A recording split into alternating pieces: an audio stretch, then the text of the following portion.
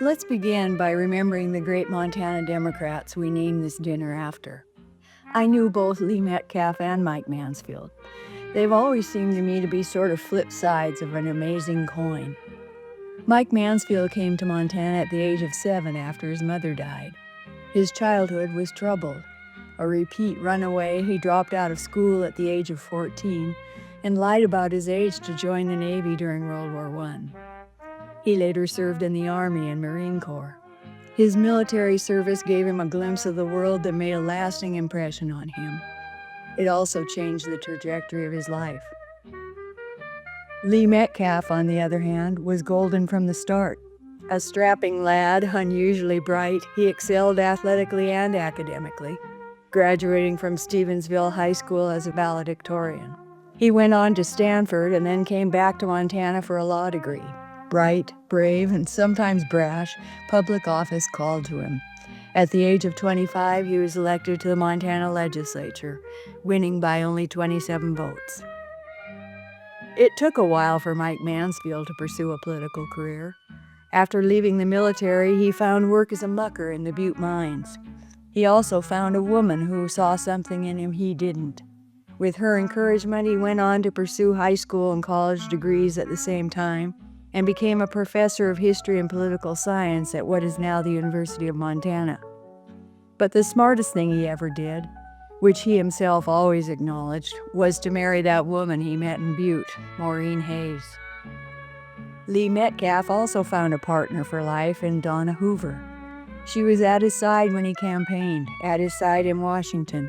She carried on his legacy when he died in office at the age of 66.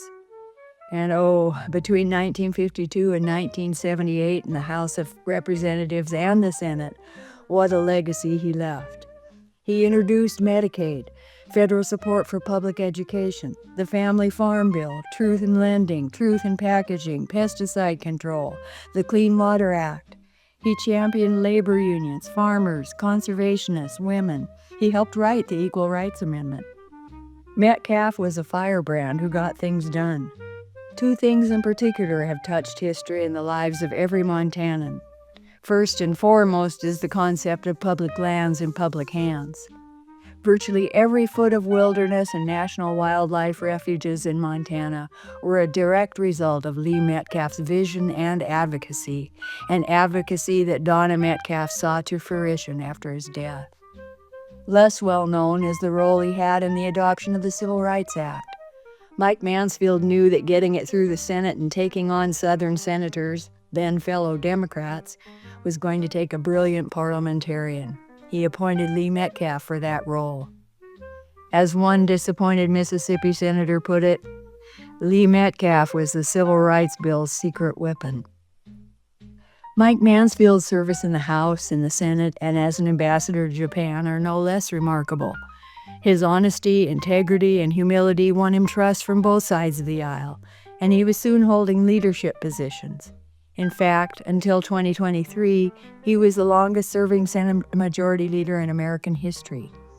In that position, he helped Lee Metcalf and countless other senators work across the aisle and get things done.